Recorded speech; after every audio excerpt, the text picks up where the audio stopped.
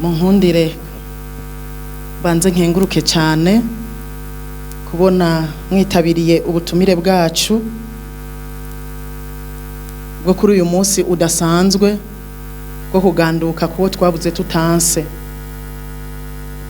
Nagomba kandi ndabamenyeshe yuko muri kano gatondo umuryango waduhaye amata, turabakengurukiye cyane, batubaye hafi baraduha amata inyuma y'iyi minsi yose umwaka wari urangiye.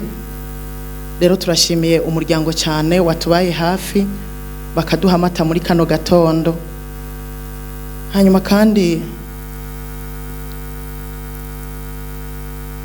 turashimiye cyane abantu bose bagiye batuba hafi. Uyu mwaka wari urangiye abantu batugumye hafi, inshuti abagenzi batubaye hafi bakaza bagashika naho tuba bakaturemesha, navyo nyene turabibashimiye cyane. Hanyuma kindi naco turashimiye abantu bose bagize ico bashikiriza muri ino ndwi yarirangiye. Hari benshi bashikirije amajambo menshi atandukanye bavuga ukuntu babanye na nyakwigendera. No mu bihe biheze hariho n'abandi bashitse batuyagira badusanze mu muryango ibihe byiza babanye na nyakwigendera. Icyo nagomba kubamenyesha nk'umuryango, aka kanya ni gato ku buryo n'uwo bafise ikindi ashikiriza ari ico kumbure sinzi ko ari deni yagiye amufitiye canke nuwo arari mufitiye, kuko kenshi havuga bari bafitiwe ideni ariko kandi hashobora kuba nuwo arari mufitiye. Twagira tubabwire ko mu muryango twiteguye kubandanya tubakira, uzoza wese tuzomwakira kuko uyu mwanya turi hano uhava tubera muto. Rero turiteguye kuzobandanya tubakira.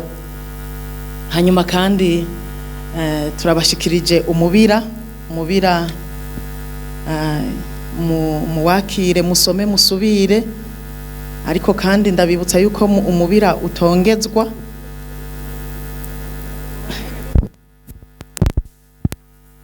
Kandi ntunarazwa, rero ni musome musubire. Ndasaba ngo muhe umutima ushima kanatsinda n'uwo mubira wavuye muri mwebwe. Turabashimiye rero. Hanyuma kandi turasaba ngo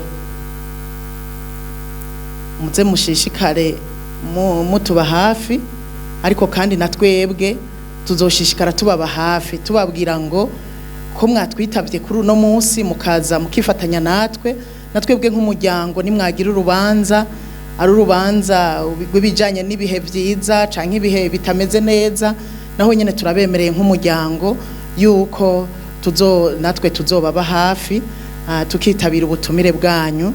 Nuko rero Imana yo mwijuru ibandanye kubahezagira cyane.